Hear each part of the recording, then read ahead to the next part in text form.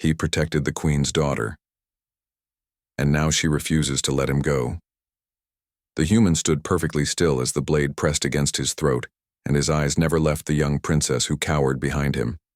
Jake Morrison had been on the alien world of Valara for exactly 3 months when everything went wrong, and the diplomatic mission that brought him here as a security officer turned into a nightmare in seconds.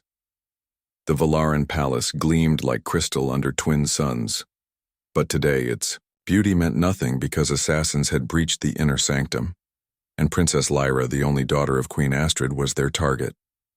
Jake moved on instinct when the attackers burst through the garden doors, and he grabbed the princess by her arm and pulled her behind a massive stone pillar as energy blasts scorched the air where she had been standing moments before. She was trembling against his back, her violet skin pale with fear and her large amber eyes wide with terror, and Jake could feel her rapid heartbeat through the thin fabric of her ceremonial robes. The Valarans were a proud warrior race, but their royalty lived sheltered lives, and Princess Lyra had never faced real danger until this moment. Jake counted 4 attackers, maybe 5, and his human reflexes kicked in as he mapped escape routes in his mind.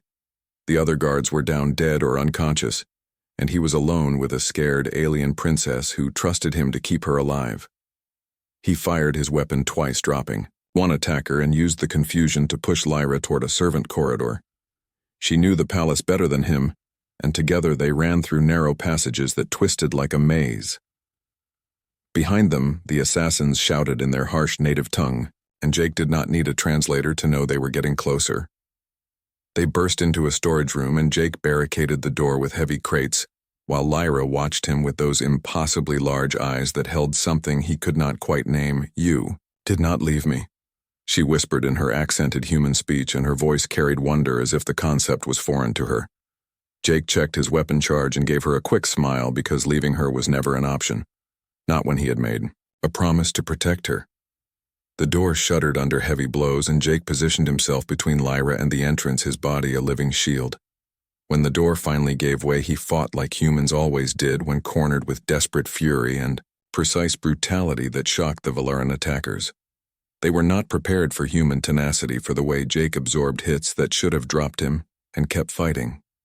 He took a blade to his shoulder and another across his ribs, but he did not stop until the last attacker fell.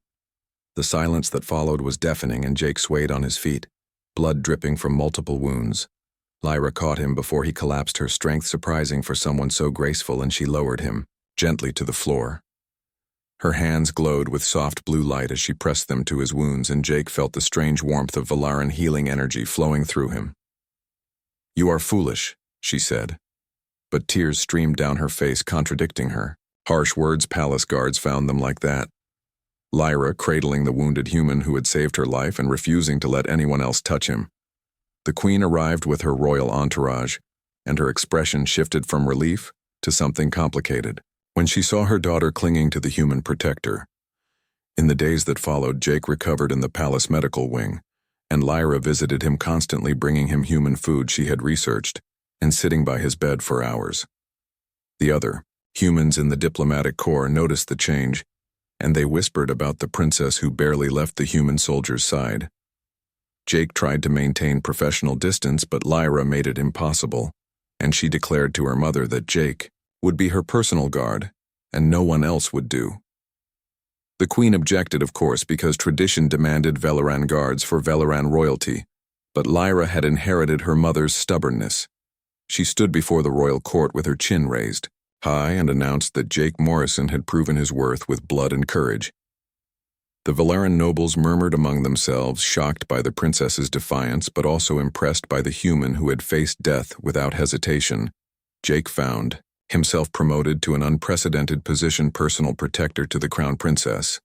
And suddenly, his simple security assignment became something far more complex. Lyra insisted he attend her everywhere: court functions, diplomatic dinners, even private family meals, and the closeness between them grew in ways that made both human and Valaran observers uncomfortable. She began teaching him Valaran customs and language, her fingers brushing his as she corrected his pronunciation, and her laughter rang out when he made mistakes. Jake knew he was crossing lines that should not be crossed, but Lyra looked at him with such open admiration that his resistance crumbled, bit by bit. The breaking point came during the Festival of Stars, when Lyra dragged him onto the dance floor despite his protests. She moved with liquid grace, her body close to his, and Jake realized with startling clarity that she had no intention of ever letting him go.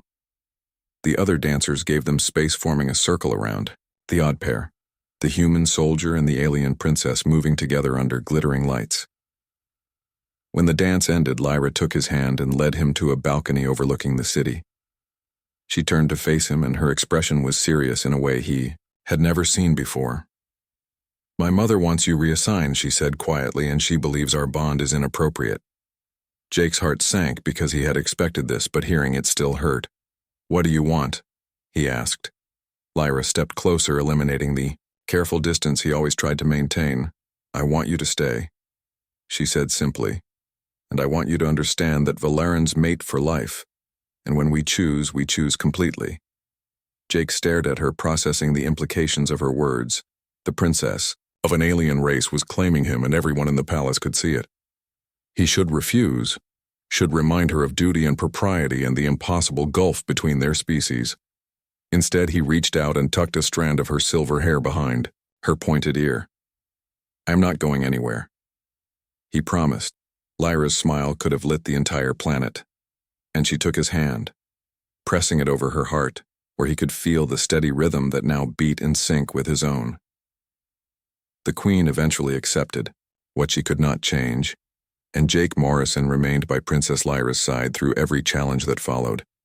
He had protected the Queen's daughter, and in doing so had bound himself to her in ways neither of them fully understood, but as they stood together facing the future, Jake knew one truth with absolute certainty: Lyra would never let him go, and he had no desire to be free.